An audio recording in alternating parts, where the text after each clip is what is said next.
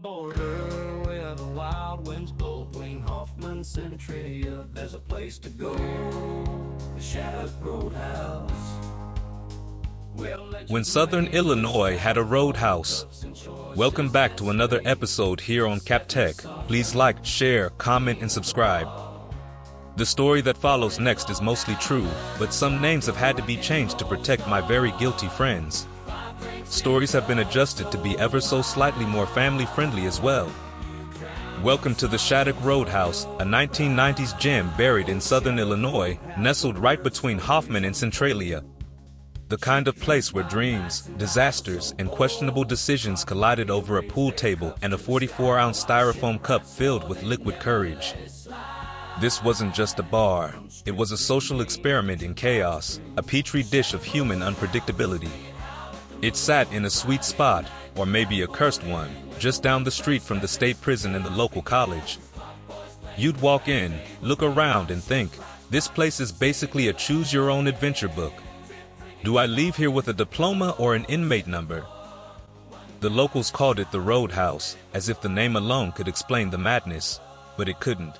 You had to experience it to believe it. Picture this, it's a Friday night. The jukebox is belting out Garth Brooks for the 7th time because someone's cousin figured out how to hack the thing. The air smells like stale beer, bad decisions, and a whiff of motor oil for reasons no one ever bothered to ask. Behind the bar, there's Steffens Offense, the unflappable bartender / peacekeeper. This guy could mix drinks, diffuse bar fights, and explain the rules of strip drinking, all without breaking a sweat.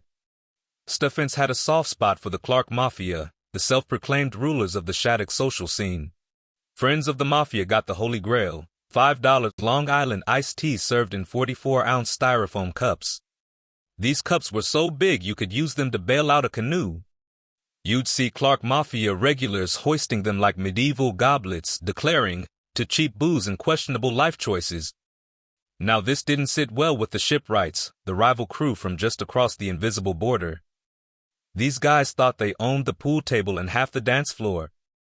One night, one of the shipwrights stood up, slammed his beer down, and yelled, "This dartboard, shipwright territory."